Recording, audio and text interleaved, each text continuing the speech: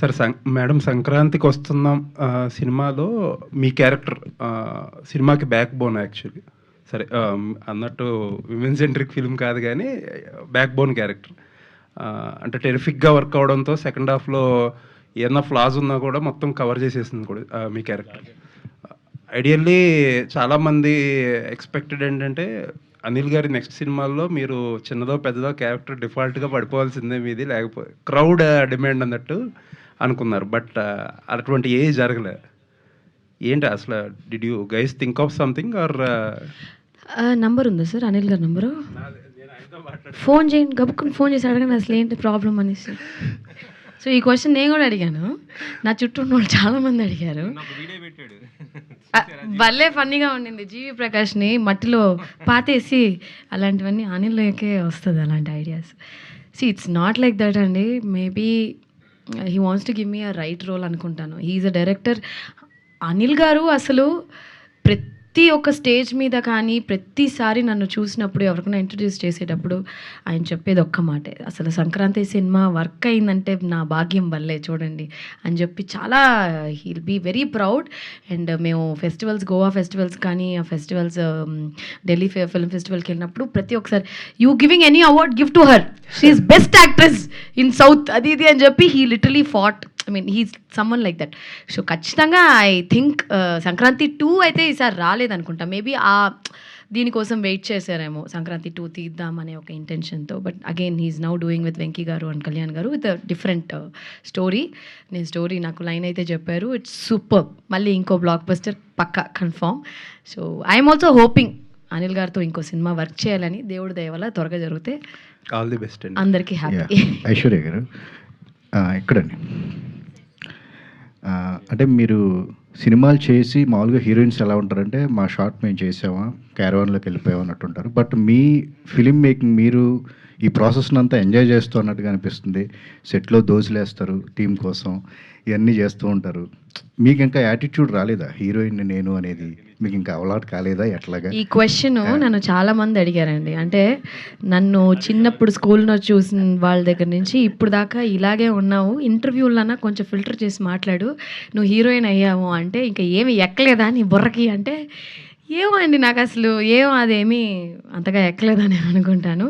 But నిజంగా the worst thing, the most నాకు నచ్చని విషయం ఏంటి తెలుసా, క్యారవాన్లో కూర్చోవడం. అది ఖాళీగా కూర్చోవడం అంటే దానంత నరకం ఇంకేమీ లేదు. నేను వన్స్ సెట్కి వెళ్ళానంటే అసలు క్యారవానే ఎక్కను, నేను అక్కడే కూర్చుంటా. అలా కూర్చుంటే మా డైరెక్టర్ పక్కనే అయ్యో ఈ అమ్మాయి కూర్చుంది, దీనికి షార్ట్ పెట్టాలేమో దేవుడా అనుకుంటాడు కదా. But still I really love sitting watching. ఆ సెట్లో ఏమన్నా చేయడం, ఏదైనా నేను మానిటర్ చూస్తాను, చూసేసి దర్శన్ అక్కడ చూడు అదేదో ఫీల్డ్ లాస్ట్ కార్నర్లో, అవును మేడం చూసుకోలేదు మేడం కట్టర్ కనిపిస్తుంది చూడు దర్శన్ అని చెప్పి I literally do all that. I really like, I enjoy being on the set. And చాలా గ్యాప్ వచ్చినప్పుడు మధ్యలో సంక్రాంతి ముందు దగ్గర 6-7 months నేను సినిమాలు చేయకుండా ఊరికే ఇంట్లో కూర్చున్నాను. అంటే సరిగ్గా నాకు ఏది సెట్ అవ్వలేదు. ఐ థాట్ ఓకే, అంటే అందరు యాక్టర్స్కి ఒక హై పాయింట్ ఉంటుంది, ఒక లో పాయింట్ కూడా ఉంటుంది. నేను అది చాలాసార్లు చూసినప్పుడు దగ్గర 6 to 8 months ఖాళీగా ఉన్నప్పుడు ఏమో సినిమాలు మళ్ళీ వస్తుందో రాదో, కరెక్ట్ అయిన సినిమా రావడం లేదు అని చాలా ఫీల్ అయినప్పుడే నాకు సంక్రాంతి వచ్చింది. అప్పుడు ఆ సెట్కి వెళ్ళినప్పుడు ఫస్ట్ డే ఆ క్యారవాన్ ఇలా కాలు పెట్టినప్పుడు అదొక మనకి షార్ట్ ఒకటి పెడతారు కదా, అలా మట్టితో అలా దుమ్మంతా లేచి అలాగా ఇట్ ఫీల్స్ వెరీ నైస్ అండి. అంటే సినిమా అనేది ఇట్స్ ఎ బ్లెస్సింగ్. ఇక్కడ మామూలుగా ఎన్నో వేల కోట్ల మంది ఉంటారు. ఆ వేల కోట్ల మందిలో ఒక్కళ్ళు ఇప్పుడు నేను ఒక హీరోయిన్ అయ్యాను అంటే I have become an actor from nowhere అండి.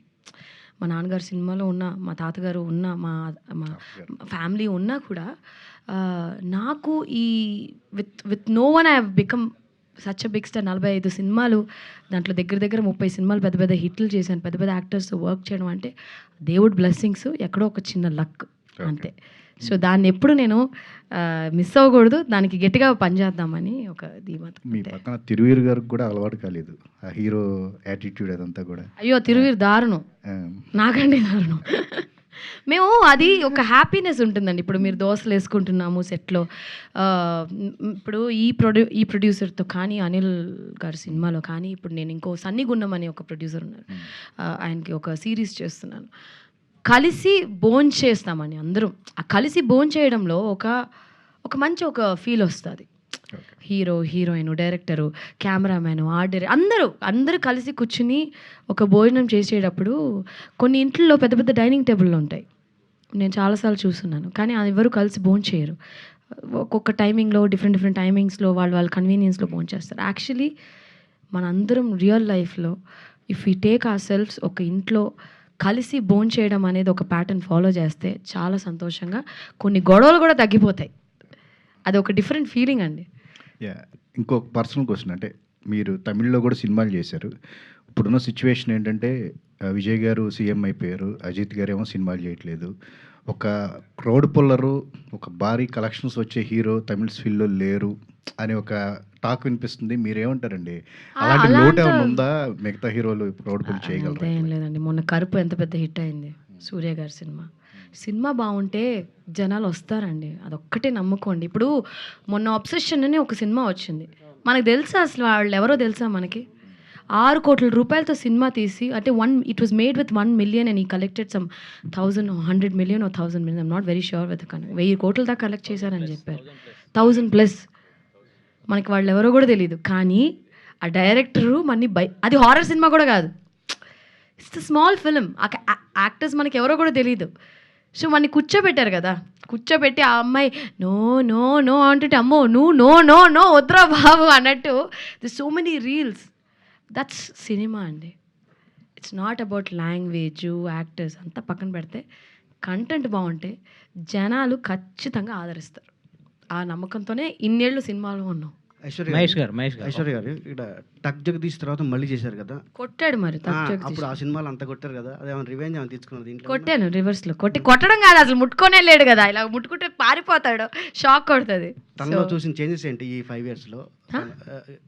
ఈ 5 years గ్యాప్ తర్వాత మళ్ళీ చేస్తారు కదా, తనలో చూసిన ఈ చేంజెస్ ఏమున్నాయి యాక్టర్గా తిరువీర్లో? అంటే టక్లో ఈ వాజ్ నాట్ ఇంకా హీరో అయితే అవ్వలా, స్టిల్ క్యారెక్టర్స్ ఇంపార్టెంట్ రోల్స్ అయితే చేశాడు. No he's become hero right, చాలా మంచి సినిమాలు చేస్తున్నాడు. And Thiru performance is flawless అండి. లైక్ కొన్ని న్యాచురల్ యాక్టర్స్, ఇప్పుడు మనం ఎందుకు నాని గారిని న్యాచురల్ యాక్టర్ అంటాము, టక్ జగదీష్లో ఆయనే కదా హీరో. ఒక్కసారి ఒక పర్ఫార్మెన్స్ చూసినప్పుడు అది నటనలాగా ఉండకూడదు, అలా ఎప్పుడు నాకు అనిపించలే. I think Thiru as a చాలా బ్రైట్ ఫ్యూచర్ ఉంది. కొంచెం అదే నేను చెప్పాను ఆల్రెడీ, మా నాన్నగారు హైటు, పర్సనాలిటీ, మా నాన్నగారిని చూసిందే తక్కువ.